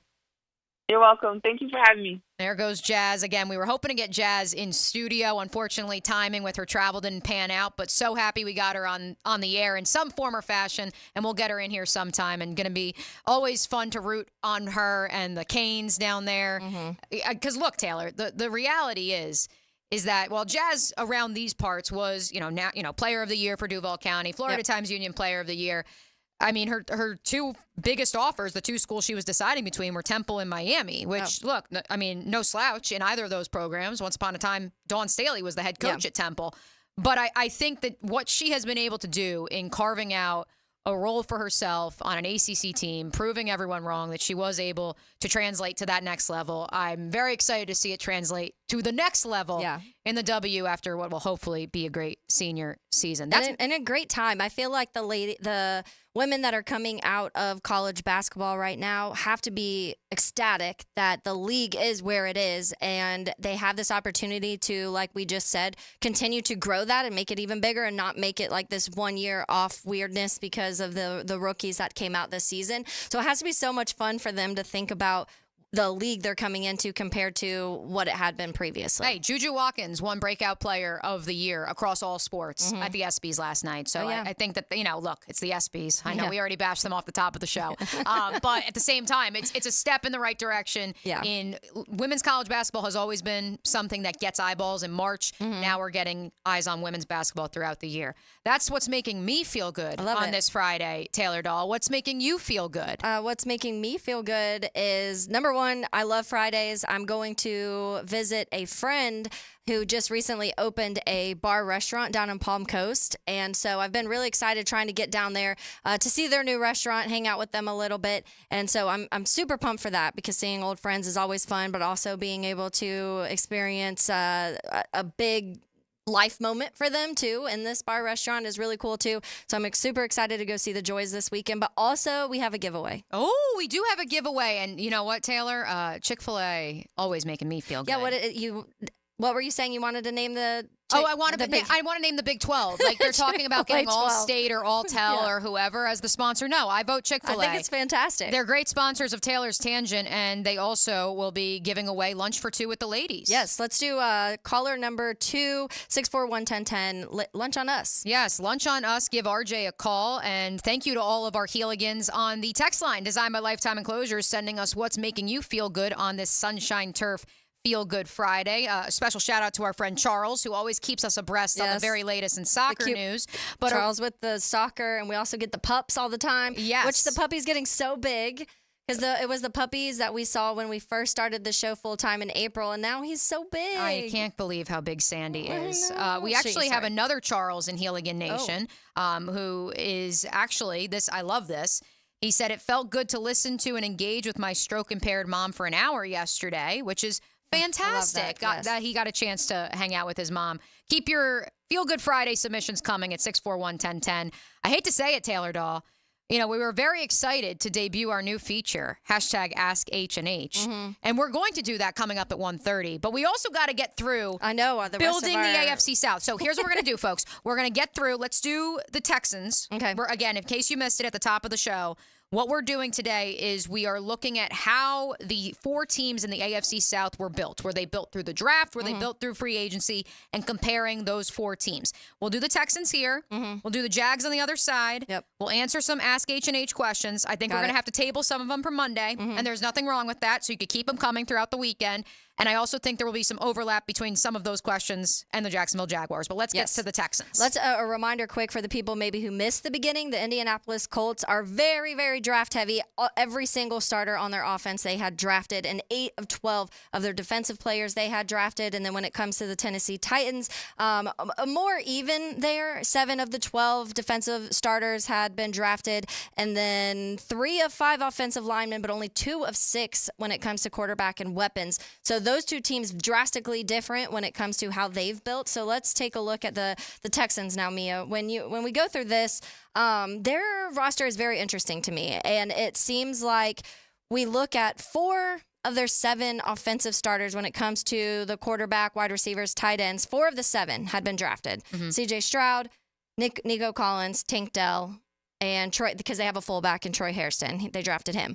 So those are their 4 that they had drafted. Joe Mixon, they obviously got in free agency. They traded for Stephon Diggs, and then Dalton Schultz, they also got in free agency. So I think they have this mixture of offense where they have found their foundational pieces, so much so that people are saying that Stephon Diggs may not even be the main number 1 wide receiver on this roster because Nico Collins and Tank Dell have found such a place in their offense, but then they have this option of this veteran wide receiver who has had not less than like 1,100 yards in the past 5 seasons. And so it's an interesting mix for there. And then when you go to their offensive line, 3 of 5 also they have drafted in Kenyon Green, Juice Scruggs, and then Titus Howard. All 3 of those they had drafted. Laramie Tunsil in free agency, Shaq Mason in free agency. You could make the argument, of course, Damian Pierce, drafted by the Texans. He's the backup to Joe Mixon. Noah Brown, an undrafted free agent claim. John Mechie was drafted. Brevin Jordan drafted by the Texans. But yeah, I think that what's interesting is that Joe Mixon and Stephon Diggs are additions this year. You look at the Tennessee Titans, and we talked about this in the 12 o'clock hour. The reason that they have those quote-unquote Band-Aid free agent fixes is because they have a young quarterback and they're trying to jumpstart his career. That's not really the case in Houston. This is acquiring players via free agency to quickly elevate and maximize your window. Yes. Which is different than the Titans and their free agent signings. Yeah, because I think that some teams notice now that the windows are getting closer. I mean, smaller for a lot of teams. You have teams like the Kansas City Chiefs, obviously, where people don't really see the end of them. But the probability of that happening is very slim. So most people say, let's get our window while we have it. And when you have a rookie quarterback and have a rookie quarterback on his rookie contract and you can pay some of these guys, because in 3 years, they're going to be having to pay C.J. Stroud a lot of money, most likely. And so that is an interesting factor of that. But then when you look over at the defense, this is what's fascinating about the Houston Texans is only 5 of their 12 they had drafted. That's Will Anderson, Christian Harris, I always forget how to say his name, Henry To'oTo'o. Derek Stingley and Jalen Petrie. All of those were drafted. The rest all free agency. Obviously, fully. They went hard in free agency, too, this season. And that's what's interesting. You just mentioned Joe Mixon and Stephon Diggs. On the other side of the ball, Foley, Danico Autry, Daniil Hunter, Aziz Al-Shaair, Jimmy Ward. Was that this year, too? Jimmy Ward was this year as well. Yeah, so all of those guys, Akuda. Akuda, all of those guys they went and got this offseason. So there was definitely something they saw defensively that was lacking, which I went and looked at the numbers because I was like, did they struggle defensively in a lot of ways to where they needed to go find these guys? They were middle of the pack, not bad, not good. But obviously they saw some things that needed to ramp up a little bit. Maybe they want to help, obviously putting Daniil Hunter across from Will Anderson. They want to add a whole other level to their pass rush in there. So it's interesting how they've built, because it has honestly been what I feel like is like the key to success of the perfect amount of finding draft picks and finding guys in free agency that kind of can up your roster in the small window that you have. Here's what's interesting is we just said, so 5 players of the starters on the Texans depth chart were drafted. Yep. So what that would mean is that they had essentially 7 holes that they felt like they had to fill. And they filled it via free agency. I find that fascinating because the knock on the Texans coming out of April's NFL draft was if you had these holes, should you do it through free agent? Should you fill them through free agency? Yeah. Should you draft those players? Because the knock on the Texans, if you look at their depth chart, Blake Fisher, second-round pick.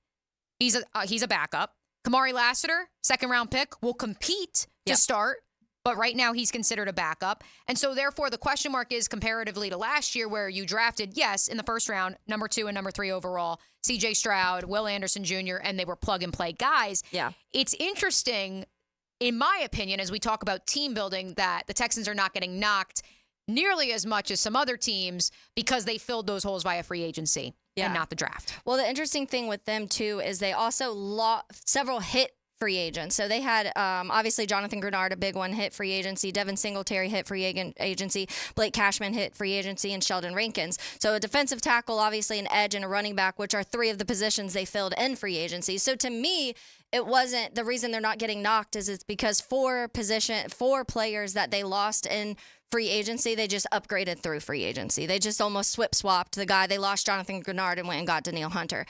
So to me, I think that's why, because it's not like they didn't have 7 holes. It just was the fact that 4 guys hit free agency at the same time, and they were able to upgrade in those position groups at the same time. We will continue our Building the AFC South segment on the other side of this timeout. Plus, we will get to your questions. Hashtag AskHNH. We also are still accepting Feel Good Fridays. 641-1010 is the number to reach us at. It is a Sunshine Turf Friday. Check out the latest playground project that Caleb and his talented team completed on 1010XL's Instagram. And, of course, visit sunshineturf.info or call 904-892-0580 for more information.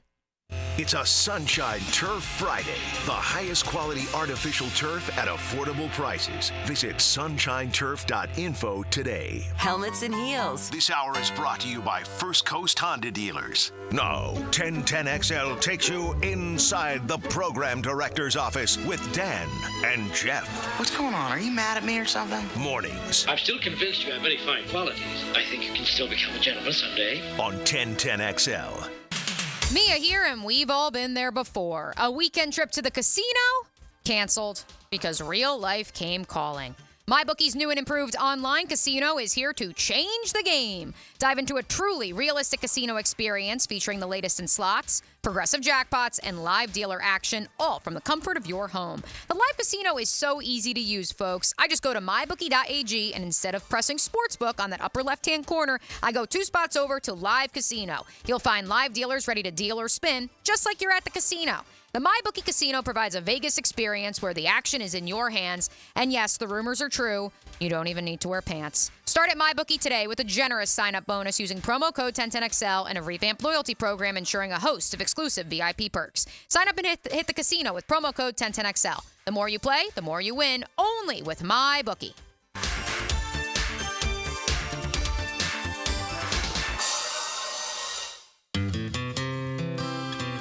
Hey there, all you sports dads rocking the best dad bod possible. We love seeing you eat tacos by the handful, and we love it when you bring your kids here too. For years, Lucy claimed that her favorite thing on the menu was sopapillas, the big scoop of ice cream. I know that's not a taco, but that never stopped her. I was shooting for Dad of the Year anyway, so I just let it happen. Taco Lou's a great place to bring the family. There's something for everyone, as long as it starts with a taco. And a margarita for mom is always a good thing. At Taco Lou in Jacksonville Beach. By now, we all know the phrase, go big or go home, right? Well, my friends at Arlington Toyota are taking that phrase to heart with the Big One sales event. Yup, it's back and going on now at Arlington Toyota. During the Big One sales event, you're going to save so big, you'll be driving home a brand new Toyota in no time. And Arlington has over 400 new Toyotas available. Cars, trucks, SUVs, and family vans. Guess you could say you're going big and going home in style. Plus, with every new purchase at Arlington, you get their lifetime warranty. That's unlimited time and miles. And Arlington's 60-day exchange program. That's 60 days to love your new purchase or exchange it. So if you're wondering if now's the time to buy, let me put it this way. This is a sale so big it can only go by one name. The Big One sales event. So yeah, I say go big and save big at Arlington Toyota today. But don't wait, a sale this big won't last long. Stop by and shop in person, 10939 Atlantic Boulevard, and online at arlingtontoyota.com. Hey, it's Matt Hayes, and I have exciting news from Leonard Truck Outfitters, now with 2 great locations to get that truck hooked up. Beach Boulevard just past Southside and one on Blanding. I got my truck taken care of, and you should too. Leonard Truck Outfitters, your truck, your style. This is Mark Nato. My son Justin injured his hand playing baseball for JU. Southeast Orthopedic Specialists performed surgery just a few days later, and within 5 weeks, he was cleared to play in the ASUN baseball tournament. Our family has trusted Southeast Orthopedic Specialists for years. For any orthopedic injury, let Southeast Orthopedic Specialists take care of you too. Relieve pain and get back to life. Southeast Orthopedic Specialists. The Sunshine State says it all in the nickname. That summer sun in Florida can take its toll on an air conditioning unit and send your electric bill through the roof. Florida Home AC can help you handle the heat with a brand new AC unit with low monthly payments and over $3,000 in federal tax credits on select systems. So this summer, don't sweat it out. Cool off with Florida Home AC, the official AC company of the Jaguars. Call them today, 777-4300, and check out their tremendous savings on a brand new AC system. 15,000 workers. I'm Brian Rose from Remedy Staffing. We survey 15,000 blue-collar workers each year to better understand what drives quality and dependability in our workforce. The survey shows when looking for a new job, the initial pay rate, job security, and safety while working are the most important factors for hourly workers. If you're an employer and would like to learn more about the voice of the blue-collar worker, please call us at 904-528-1933. Every weekend is a Stone Cold Sports Weekend. Hey, Dan Hicken here. Watch for the Weekend with Dan on YouTube and Facebook, and I'll help you put together your sports weekend. Weekend with Dan brought to you by Stone Core. We do the outdoors better. New and pre-owned firearms are in stock at Beach's Jewelry and Pawn in Jacksonville Beach. Want a new sidearm or rifle? Brands like Kimber, Smith & Wesson, 6 Hour, Beretta. No lines, no hassle. Only at Beach's Jewelry and Pawn in Jacksonville Beach. The coolers are full at your local Gate gas station, making it easy for you to cruise in and cruise out with little downtime. Ice-cold Coronas, Natty Light, Stella Artois, and Michelob Ultra. Don't forget the king of beers, Cold Buds. Gate's got them in the cooler, waiting for you. Have you or someone you care about been arrested or had their driver's license taken away? I'm Susan Cohen, and I work with David Robbins at the law firm of Epstein & Robbins. We are experienced fighters for those charged with DUI and all criminal offenses. I've been named the best DUI attorney in the state, and David has been named the best criminal defense lawyer in Jacksonville. In your battle with the justice system, there is only one thing you need to know. Dial David 24/7 at Epstein & Robbins, 354-5645. Hey, it's Joe C. My friends at CSS Fireplaces and Outdoor Living can elevate your grilling experience with a durable high-end grill from great brands like Coyote, DCS, Alfresco, and American Made, and make an outdoor kitchen custom built to your taste and lifestyle. Visit their local showroom and see all the new displays at CSS Fireplaces and Outdoor Living. You dream it, we build it. CSS. Get in the zone, AutoZone. Welcome to AutoZone. What are you working on today? You've got an oil change coming up. You can go farther and save on full synthetic with our oil change special. Right now, you can get 5 quarts of STP full synthetic oil with an STP extended life oil filter for just $29.99. Get the parts you need when you need them at AutoZone or AutoZone.com. Get in the zone, AutoZone. Restrictions apply. I-9 Sports wants to make sure kids all over the First Coast can enjoy growing up on a field or in a gym. And right now, fall and winter registration is open. Find out what I-9 Sports offers across Duval, Clay, and St. John's. I9sports.com. Enter 1010 in the promo code for a discount. 1010XL is presented by Farah & Farah, exclusive injury law firm of the Jacksonville Jaguars. Protecting you and your family. Call 396-5555. Jacksonville. You're listening to Helmets and Heels. Illuminated by First Coast Lighting and Fans. On 1010XL. Less than 30 minutes remain before we hit the weekend on this Feel Good Friday of Helmets and Heels, and oh so much to do. Let's get right into it, Taylor Dahl. Lauren Brooks out on vacation. RJ Saunders pushing all the right buttons and keeping us on the air. We are building the AFC South, and when I say building the AFC South, we're talking team building. How did these rosters, these depth charts, come to be for the 4 teams in the Jaguars division? And we finish with the hometown Jacksonville Jaguars, Taylor Dahl. Yes. Let's start offensively. And as you mentioned in the very first segment, when people talk about where building your trenches helps and how building your trenches from the draft leads to successful, only 2 of the 5 Jags offensive line starters had been drafted.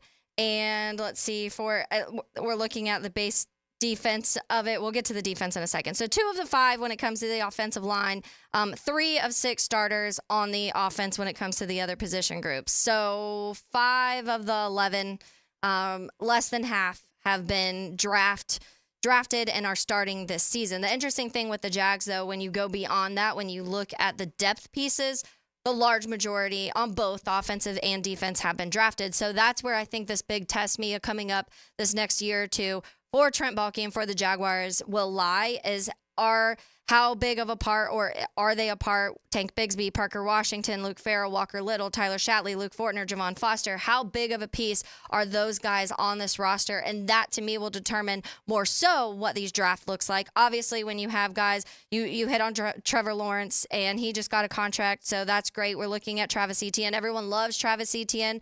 I don't know if Travis Etienne will get another contract just because the running backs in the league just don't seem to really get those second contracts as often. Cam Robinson, there's conversation of how long will he be there? Is he a trade candidate because Jags maybe be able to get some compensation and put somebody else there?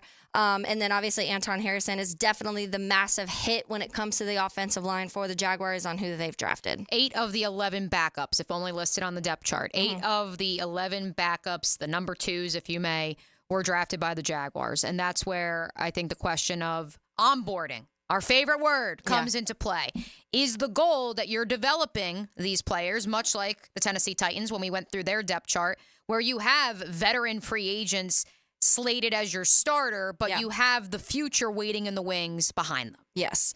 And that's we don't know. Those are TBDs because I think a lot of people, the names I just listed of those depth pieces that were drafted, a lot of people are having a lot of those as not completely given up on them yet, but like, hey, they really need to prove themselves this season to believe that they were drafted rightfully so.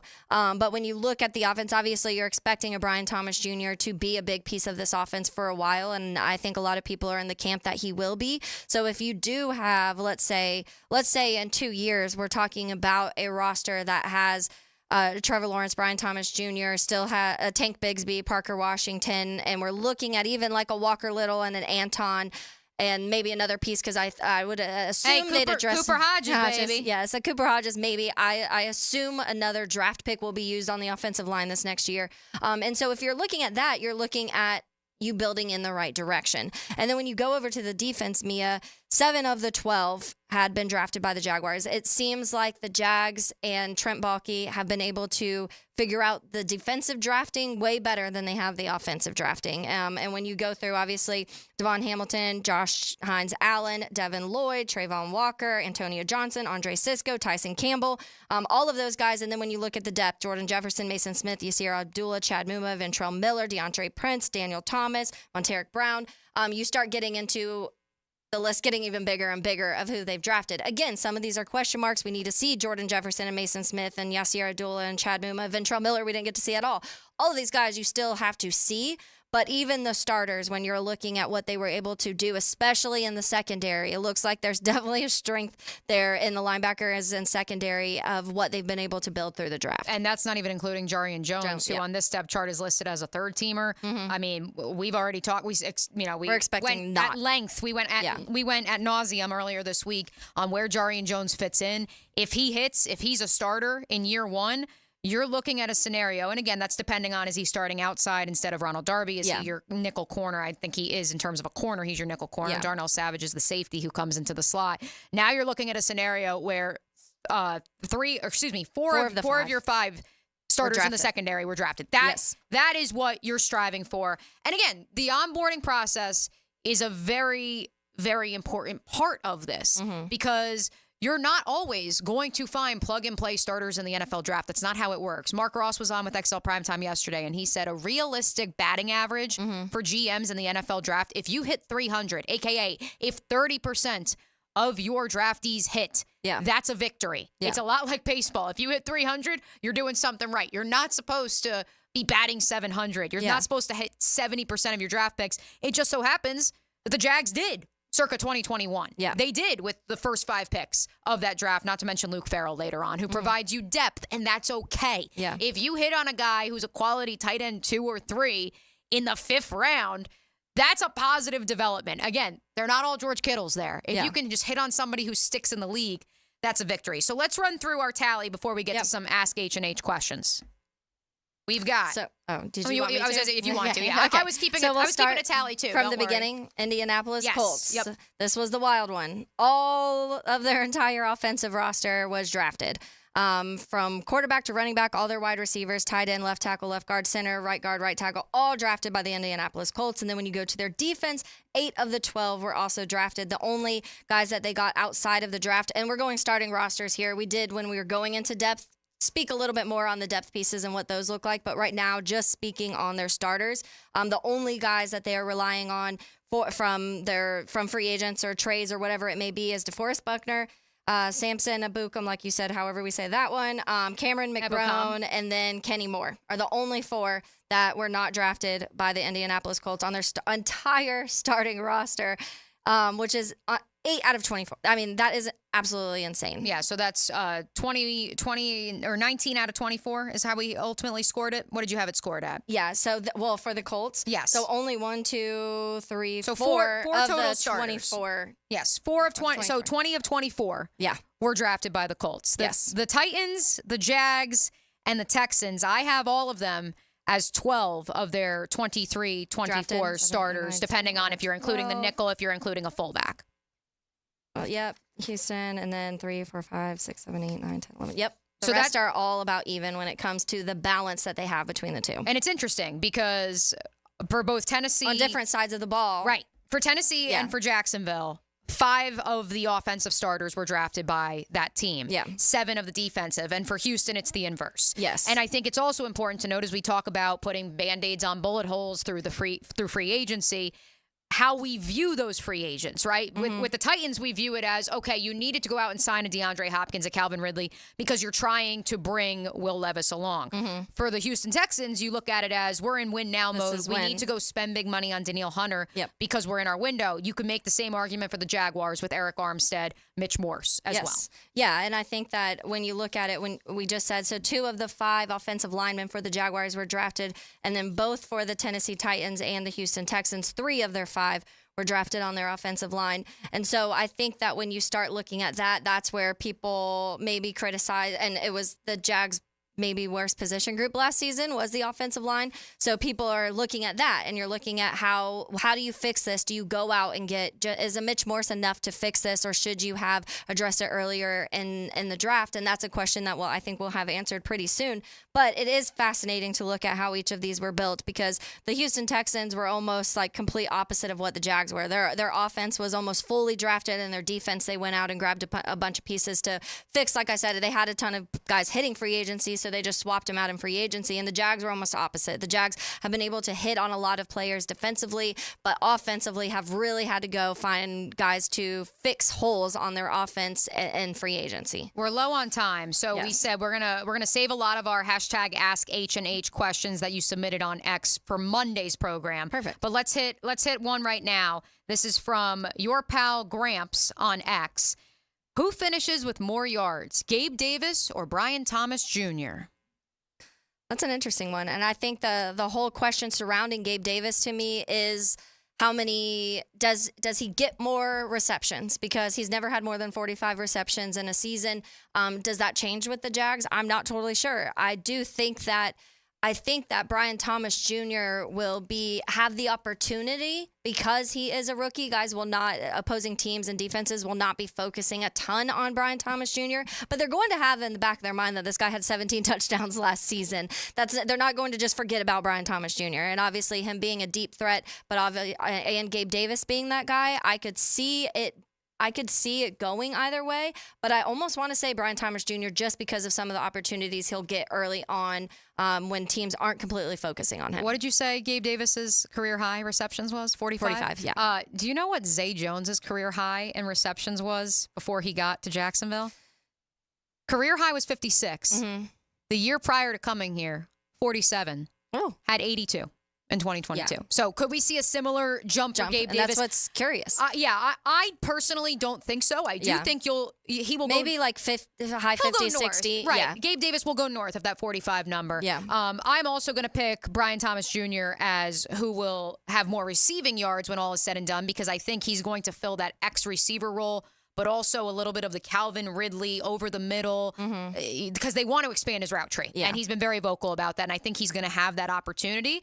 However, to answer Gramps' question, Brian Thomas Jr. will have more receiving yards. Gabe Davis, more yards, touchdowns. Oh, yeah, I agree with that. And it was a stat I said about a month ago when he has like the second highest easy target, which is open target in the red zone rate in the NFL the last like 4 or 5 years, and the only person higher than that was Stephon Diggs. He's just that guy. He's the red zone guy. And that's why I almost want that. Even more so is what makes me pick Brian Thomas Jr. because I think Brian Thomas Jr. will be used for a lot of different aspects, and Gabe Davis is going to be that red zone, let's get it to him and get touchdowns type of guy. A lot of great questions using the hashtag AskHNH. We will get to more of them on Monday, so if you want to send us more over the weekend, Heeligans, feel free. We will hit those coming up on Monday. We will put a bow on a feel-good Friday powered by Sunshine Turf coming up next on Helmets and Heels. It's a Helmets and Heels Sunshine Turf Friday.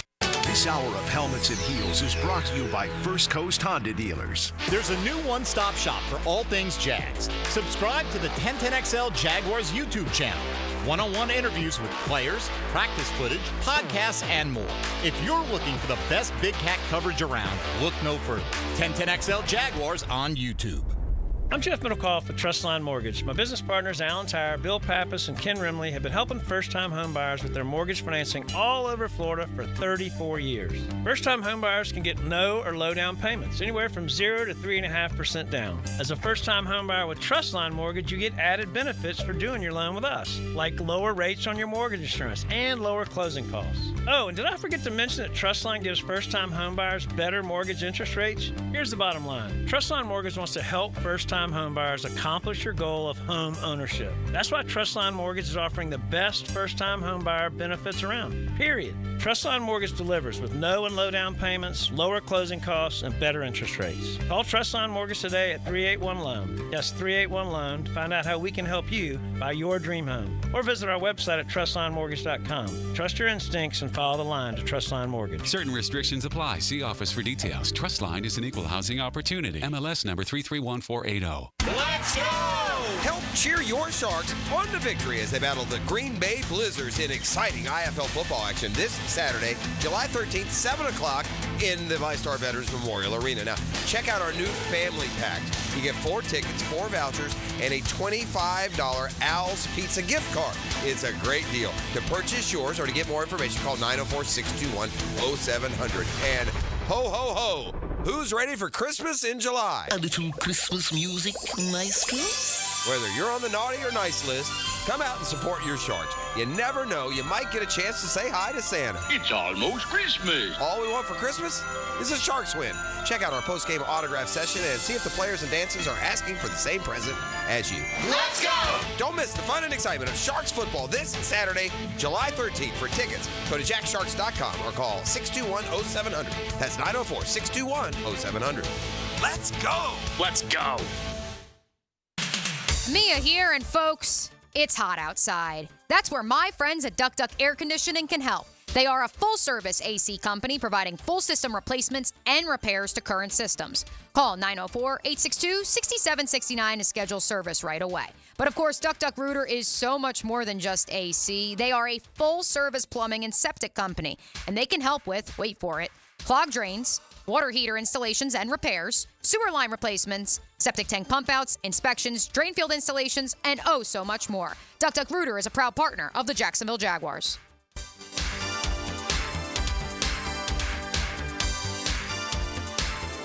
The hottest trend in casual dining has expanded in Jacksonville with its 5th location off 103rd. The Flame Broiler serves up protein-packed rice bowls. It's fast, healthy, and affordable. Order online at flamebroilerusa.com or visit any of our 5 locations. Flame Broiler, simply healthy.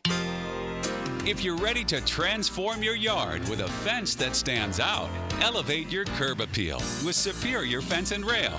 Superior takes pride in offering first-class service, friendly installers, and unmatched fence products. Mention this ad and get $250 off your next project. It's time to get off the fence and call today. When you're on the fence, about a fence, SuperiorFenceandRail.com. Visionaries, builders, and doers, are you ready to change the world?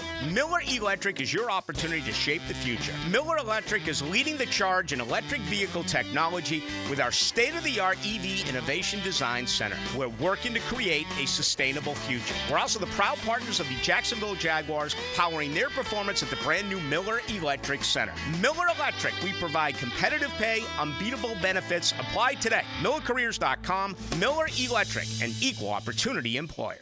1010XL is the home of Gator Nation and the Gator Bites podcast presented by Southeast Orthopedic Specialists. I'm Hacker, and we keep you connected with the University of Florida all year long. Get Gator Bites where you find podcasts. Hey folks, Curtis Dvorak here. Are you a golfer, pickleball player, or a concert lover? Well, if you said yes to any of those, join me for the first ever Patriot Games on Saturday, September 21st at the Yards in Ponte Vedra. All proceeds benefit Operation New Uniform, which is a transition training program for service members, veterans, and military spouses. For more information, visit onuvets.org. That's onuvets.org. Hope to see you there. For the greenest, luscious lawn on the block, choose the local legends, Roundtree Sod. Don't just settle for ordinary. Let Roundtree Sod deliver you a picture-perfect lawn. To get a free estimate, call 7414-SOD. 7414-SOD. Right now, you may be running a little late, or feeling stressed, or overwhelmed, and you may be going a bit over the speed limit. So to help you relax, exhale. Ease up on the gas. You'll get there when you get there. Take a moment to just chill. This little break is brought to you by Target Zero and the Florida Department of Transportation. This is Pretection. Yep, Pretection. The everyday skin protection ritual that protects your skin from mosquitoes. Pre-barbecue. Pre-playground. Pre-everything. Pre-every day. Prevention is the best protection. This summer, make sure you have OFF, the #1 dermatologist recommended repellent brand. SC Johnson, a family company. 1010XL is presented by Farah & Farah, exclusive injury law firm of the Jacksonville Jaguars. Protecting you and your family. Call 396-5555. Jacksonville. Now, the cool down from the cool guys at Donovan Air Electric and Plumbing. Fast, reliable, and honest service since '87. Okay, again, so this is just a tally from our Building the AFC South segment in which we looked at how each of the starting lineups, as presented by ESPN.com, for the 4 teams in the AFC South currently stand. Again, the Colts, with 20 of their 23 starters, were homegrown. The Titans, the Jags, and the Texans, 12 of their 22 or 23, depending on if you include a nickel, corner, or a fullback, were drafted by that same team. And look, none of these numbers are to indicate that one's right and one's wrong. Yeah. It's just an exercise in looking at how some teams, i.e. Chris Ballard, who has been the general manager now for over 5 to 6 years and has been a part of the Colts organization, has had time to build that roster and how he's built it versus some of these other teams where Nick Caserio's only been in Houston for 3 years. Yeah. Trent Baalke's only been in Jacksonville 3 years. Rand Carthen, 2 years in Tennessee, and how they've built their roster thus far. Yeah, my takeaway is going back to my tangent brought to you by Chick-fil-A is just sit back and relax and enjoy Paul Skeens pitching. If you're a baseball fan, just embrace it because this is something very, very rare we are witnessing right now. This guy just was in the College World Series a little over a year ago, was the #1 draft pick a year ago, And now we're seeing him completely dominate really, really good rosters and really, really good batters in Major League Baseball. And if you missed the one stat I said earlier, he's the only player in modern era to have multiple games with 6+ innings pitched and 0 hits allowed. The only other person to do that was Nolan Ryan. So he's doing incredible things right now in baseball. So just enjoy it that we're now seeing these guys that we cheer on in college baseball very quickly get up to the Major League Baseball. We're seeing Wyatt Langford do it too. And before, it was almost this long waiting game of how long is it going to take to see these guys that we've seen drafted get up to Major League Baseball. And now we are seeing them hit the show very quickly and succeed quickly. And it's really, really fun to watch. And yes, we know Gator fans. Paul Skeens didn't pitch against the Gators. Listen, he's still fun to watch. Our thanks to Darren Stoltzfus of West TV. Our thanks to Jasmine Roberts of the University of Miami women's basketball team for joining us on the Garber Auto Mall phone line. We are done. Yay. That is it for a Sunshine Turf Feel Good Friday. Thanks to everybody who participated on the text line designed by Lifetime Enclosures and so much more. Lauren will be back on Monday. Mia O'Brien, Taylor Dahl, RJ Saunders. We will catch you later.